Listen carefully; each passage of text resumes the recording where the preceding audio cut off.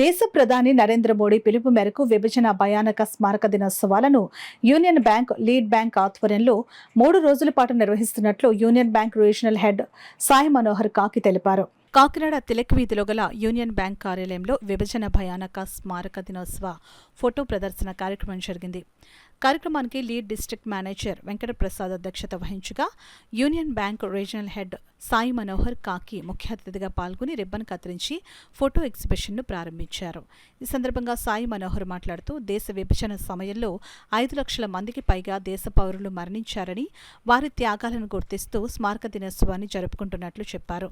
Union Bank retired employees association అధ్యక్షుడు తాతారావు మాట్లాడుతూ వారి త్యాగాలు అజరామరమని అన్నారు.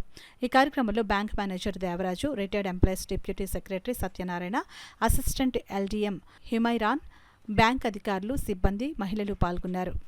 తీసుకుని వాళ్ళనైతే రెచ్చగొట్టి మొత్తానికి మేము ఇండియాతో కలిసి ఉండమనే స్టేజ్ వాళ్ళకి తీసుకురావడం, దానికేమో మన దగ్గర నుంచి మితవాదులు, ఫర్ ఎగ్జాంపుల్ మహాత్మా గాంధీజీ కానీ వీళ్ళందరూ కూడా దాన్ని వ్యతిరేకించడం, అందరూ కలిసి ఉండాలని వాళ్ళ ఉద్దేశం. అలా మొత్తానికి ఆ స్టేజ్లో మొత్తానికి స్వతంత్రం ఇచ్చేటప్పుడు కూడా మీకు మీరు ఉండాలన్నట్టుగా ఒక రకంగా మాట్లాడుకోవాలంటే డైరెక్ట్గా చెప్పకపోయినా రిలీజియస్గా విడదీసేసారు, ఇండైరెక్ట్గా చెప్పుకోవాలి.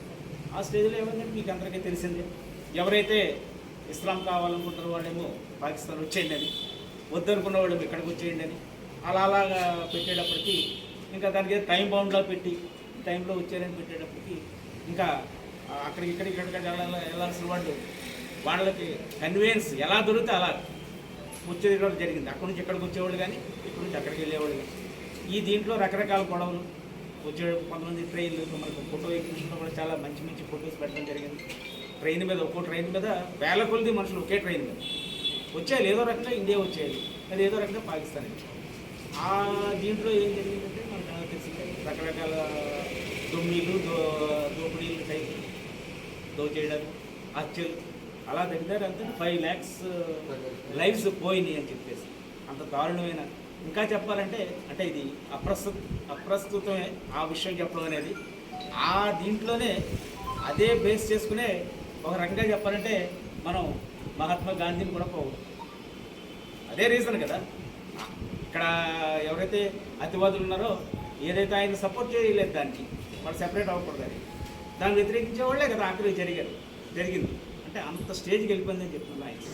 సో ఆ విభజన జరిగే టైంలో యాక్చువల్గా చాలామంది మన సోదరి మనందరూ కూడా వాళ్ళు యాక్చువల్గా ప్రాణాలు అర్పించారు. యాక్చువల్గా వాళ్ళందరినీ మనము ఇవాళ గుర్తు చేసుకోవడానికి, వాళ్ళు చేసిన త్యాగానికి యాక్చువల్గా మనము చేసుకోవడానికి ఇవాళ ఈ భయానక స్మారక దినోత్సవం అనేది జరుపుకుంటున్నాము. ఇది ఆగస్టు 14వ తేదీ యాక్చువల్గా జరుపుకోవడానికి. కాకపోతే ప్రతి ఒక్క స్కూల్లో కానీ కాలేజీలో బ్యాంకులో యాక్చువల్గా ఈ కార్యక్రమం చేయాలని భారత ప్రభుత్వం నుంచి యాక్చువల్గా మన అందరికీ కూడా ఇన్స్ట్రక్షన్స్ ఇవ్వడం జరిగినది. సో ఇందులో భాగంగా యాక్చువల్గా ఫస్ట్ మన ప్రైమ్ మినిస్టర్ నరేంద్ర మోడీ గారు 2021 నుంచే ఈ యాక్చువల్గా ఈ ఫలానా డే ఉందని కూడా ప్రతి ఒక్కరికి గుర్తు చేయడం జరిగింది. సో 2021 ఆగస్టు 14 నుంచి ప్రతి సంవత్సరము ఆగస్టు 14వ తారీఖున మనము ఈ విభజన భయానక స్మారక దినోత్సవం అనేది జరుపుకోవాలి. ప్లస్ ఆ రోజు ఎవరైతే ప్రాణాలు అర్పించారో వాళ్ళందరినీ కూడా గుర్తు చేసుకోవాలి. ప్లస్ ఇంకొకటి ఏంటంటే మెయిన్ దీని ముఖ్య ఉద్దేశము ఇంకా ముందు కూడా ఇలాంటివి ఏవి జరగకూడదని మనము అందరూ కూడా ఐకమత్యంతో సమానంగా మన దేశాన్ని చాలా ముందుకు తీసుకెళ్ళాలి అని యాక్చువల్గా భారత ప్రభుత్వం యొక్క ముఖ్య ఉద్దేశం.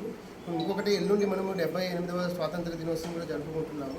సో అనేక రంగాల్లో మనము ప్రభుత్వం మన ఇండియా చాలా ముందులో ఉంది, డిజిటైజేషన్ కానీ, బ్యాంకింగ్లో కానీ, సైన్స్ పరంగా ప్రతి ఒక్క రంగంలో కూడా. సో ప్రతి ఒక్క రంగంలో కూడా మనం అందరము యాక్చువల్గా భాగులే, ప్రతి ఒక్కరి పార్టిసిపేషన్ ఉండి మనం సమానత్వంతో మన ప్రభుత్వాన్ని, మన దేశాన్ని చాలా ముందుకు తీసుకెళ్లాలని యాక్చువల్గా మెయిన్ ఉద్దేశం అండి. అండ్ ఇవాళ ఇక్కడికి విచ్చేసిన మా lead bank district manager Prasad గారు, మా రిటైర్డ్ ఎంప్లాయీస్ తాతాజీరావు గారు అండ్ అదర్స్, మా సిబ్బంది మరియు మా ఖాతాదారులు, శ్రేయోభిలాషులు అందరికీ కూడా మనస్ఫూర్తిగా నా అభినందనలు జరుపుకుంటున్నాను.